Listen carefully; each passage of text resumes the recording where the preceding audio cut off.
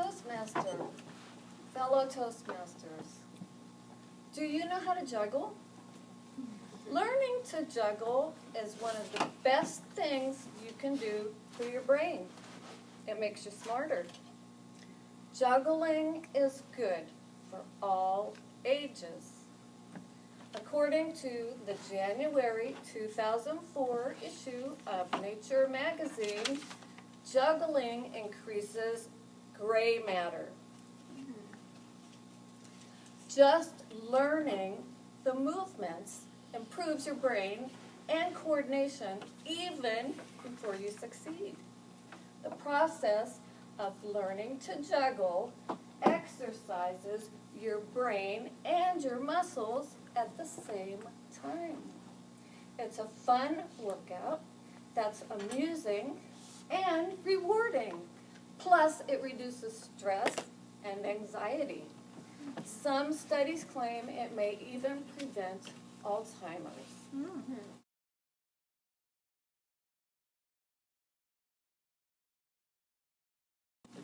Tonight, I'm going to teach you how to get started on your juggling journey. If you have children, you might want to teach them too. It can help their developing brains. Obviously, you need props to juggle.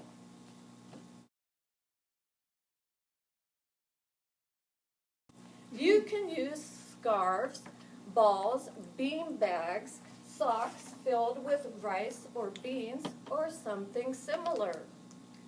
Chainsaws and flaming torches aren't good choices, at least for beginners.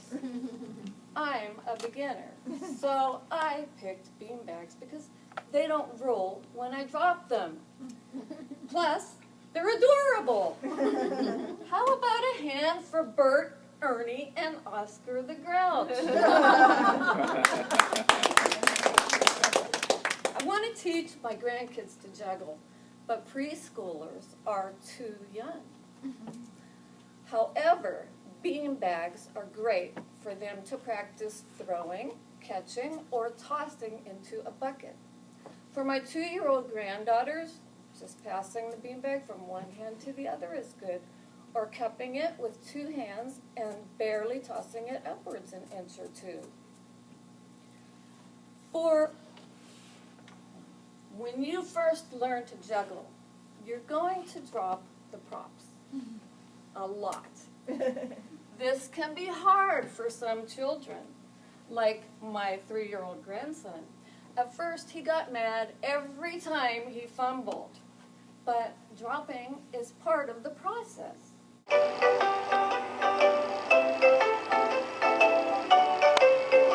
let me see that again. To avoid frustration, say a funny word or expression. Grandson doesn't get upset anymore when he drops the beanbag. Instead, we smile or giggle. What do we say when we drop the ball?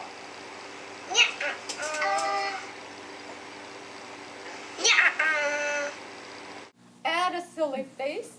Make a silly face to add humor and turn those giggles into full-blown laughter. Keep practicing. Odds are you'll eventually catch the beanbag. One with 2 hands, like Gramps taught you. Great! For older kids and adults, you're going to start with one prop. Stand with your feet about shoulder-width apart. Bend your arms with your elbows near your waist, not outstretched in front of you and not out at your sides. Then imagine an invisible rectangle about here. To start, you're going to throw prop 1 from point A upwards toward the opposite corner, point B.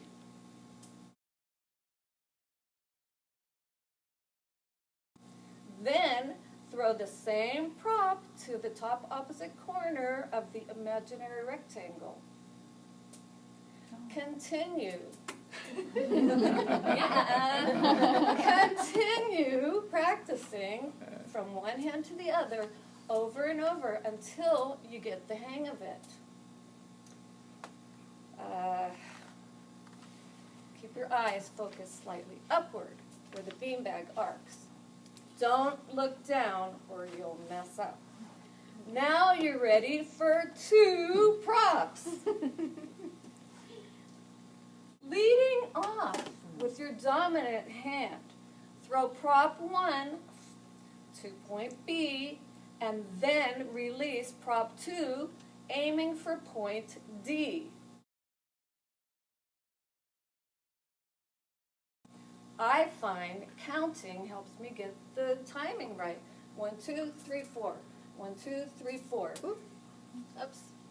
Unless you're ambidextrous, you'll need to keep practicing leading off with your dominant hand over and over until your catches and throws are consistent. Then move on to leading off with your other hand. This will be awkward at first. My left hand is a loose cannon.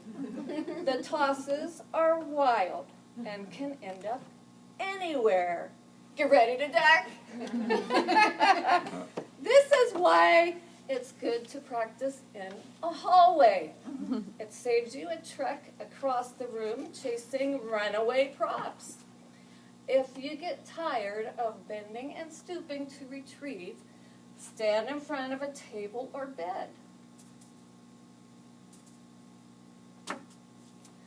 Or, if you're barefooted and have prehensile feet, use your toes to pick up wayward props. I'm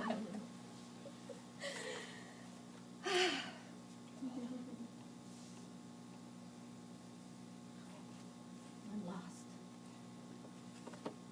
Oh my God. Hold on. Okay.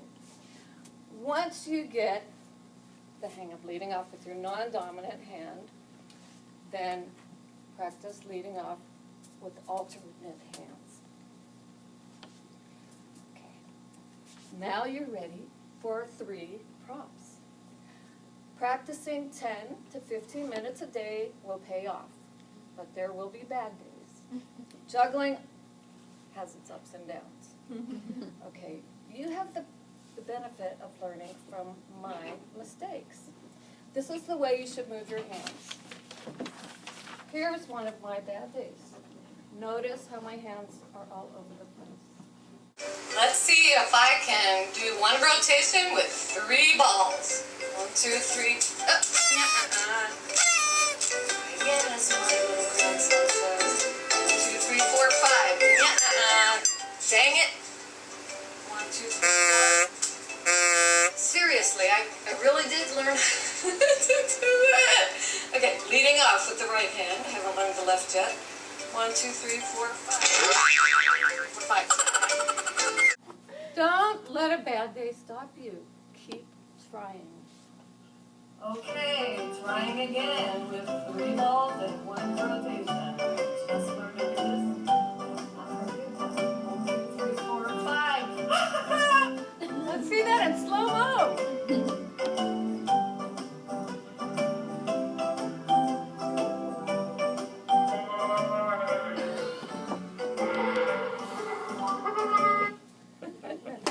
That was recorded about a month ago.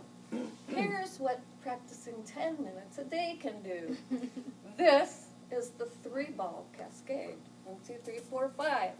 Once you learn with your dominant hand, you're going to practice with your non-dominant hand. 1, 2, 3, 4, 5.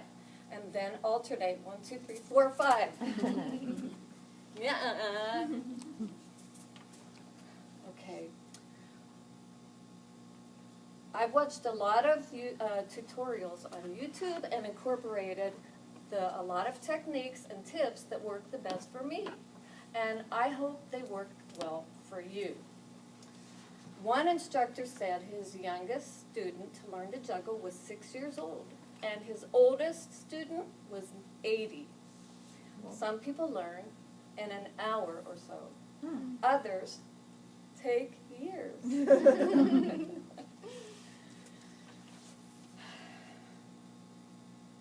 Once you master the 3-ball cascade, you're not finished.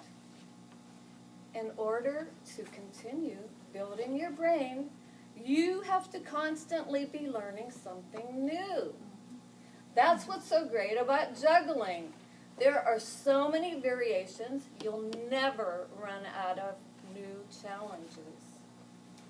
Try juggling standing on one foot. 2 balls with one hand. How about a 4-ball cascade? Then 5, 6, or more. The world record is 11 balls for 23 consecutive catches. Ooh. Throw 1 ball behind your back, or move on to juggling more difficult objects. No, not chainsaws, but rubber chickens would be a kick. For a better workout, there are 1-pound juggling balls. If you like to run, you can become a joggler. I kid you not. Jogglers are joggers who juggle. Oh, wow. Or jugglers who jog. Keep your brain and body fit. Be creative. Have fun. And enjoy your juggling journey.